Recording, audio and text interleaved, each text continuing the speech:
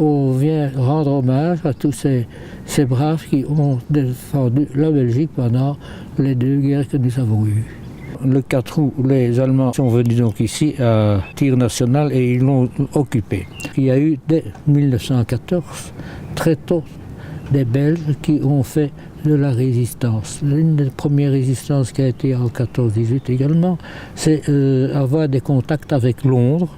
Edith Cavell, une infirmière anglaise qui était ici et que certaines personnes l'ont contactée pour qu'elle les aide à transmettre à Londres des renseignements et également faire passer des soldats anglais qui étaient encore sur le territoire belge. Elle a été fusillée très rapidement, ce qui a fait beaucoup d'affaires dans le monde entier parce que c'était la première fois qu'on fusillait une dame.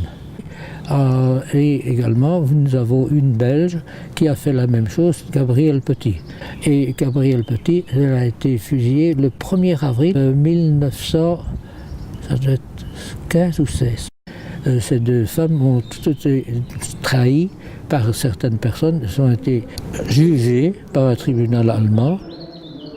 Un certain Philippe Bock, un Belge, avec d'autres, jugés et fusillés ici au Tir National à l'époque. Les Allemands sont rentrés une seconde fois en Belgique le 10 mai 1940. Ils ont fusillé ici à l'heure 300 quelque chose, 350, je crois, il y a 350 tombes de fusillés ici. Et également, parfois, certains fusillés à Braine-Longue qui ont été inhumés ici à ce qui est devenu l'encours des fusillés.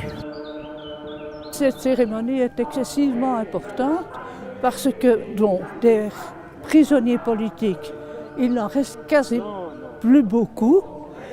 Et ce sont des gens qu'on oublie et dont on ne parle jamais, pour ainsi dire. Alors je trouve que c'est une histoire qu'il faut pouvoir raconter et faire comprendre aux gens que des femmes, des mamans, des mères, des parents ont subi cette vie terrible des camps de concentration.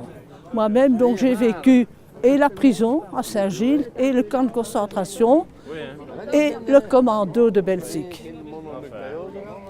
Alors, je trouve que la jeunesse qui s'intéresse à très peu de choses, qui n'a plus tellement de culture, d'après ce que j'entends, a besoin de savoir que si nous n'avions pas existé, on serait peut-être sous une domination. Il faut savoir ce qui s'est passé avant pour pouvoir y remédier après. Même s'il y avait des personnes âgées, il y avait des personnes qui étaient plus jeunes que d'autres et que moi j'étais là pour reprendre le flambeau, pour essayer de remplacer les personnes qui étaient plus âgées, qui ne pouvaient pas prendre eux le drapeau maintenant, et c'était à moi de le prendre. On parlait des guerriers qui sont morts pendant les 2 guerres et des gens qui se sont fait fusiller sur ce terrain ici et qui sont enterrés ici, dont on a commémoré leur mort. Ces scouts-là, particulièrement, ce sont des scouts musulmans, pour la plupart, et j'ai trouvé qu'il y avait une symbolique énorme aujourd'hui, alors que l'on parle beaucoup de l'intégration, mais qu'en même temps on parle du djihad, des jeunes qui partent en Syrie, etc. Et avec tous ces bruits de bottes, je trouvais qu'il y avait un message à faire passer, message d'espoir à l'égard de l'ancienne génération.